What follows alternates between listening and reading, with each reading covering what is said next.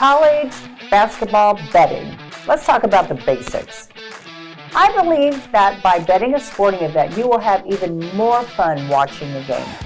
As I always tell people, though, only bet what you can afford to lose. Now, I'm not saying you're going to lose, only suggesting you wager what you might spend on any entertainment for the day and not an amount that will affect your livelihood. And so, let's have some fun. There are many types of wagering.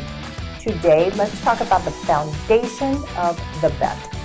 The two most common basic ways of betting are odds and money line.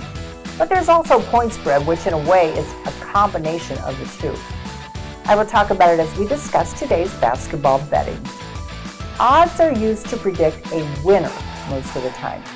It can look like a fraction such as 100 to 1. An example of that bet would be at the beginning of a season. You see Kansas Jayhawks 100 to 1. This would mean for every dollar you bet on the Kansas Jayhawks to win the tournament at the end of the season, you would win $100. Also, as I always say, just add zeros if you want to bet more. $10 would win you $1,000. Now let's look at the money line. Money line is the bet you make in a single game. You are choosing the winner of the game. Remember, the line maker is going to make you pay to play the better or favored team. They will also reward you to take a chance on what they consider the underdog team. The matchup might be LSU Tigers at minus 165 against Vanderbilt Commodores at plus 140. If you wanted to bet the favorite team, LSU, you would have to play $16.50 to win $10.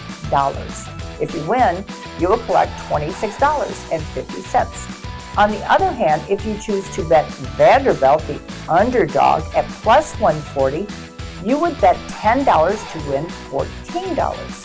If Vanderbilt wins the game, you will collect $24. The third most common is point spreads. It's like playing one-on-one basketball with someone who either has more of an advantage or a disadvantage in a game with you. You ask them to spot points, or you give them points.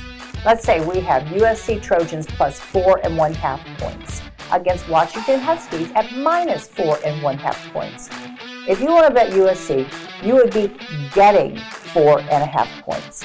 That means that even if USC lost the game by 4 points or less, you would win your bet. On the other hand, if you bet Washington and laid the minus 4.5 points, Washington must win the game by 5 points or more for you to win your bet. I would say choose the team you want to root for. Having a little coin in the game will make it even more interesting. Thank you for joining me today. Please like and subscribe.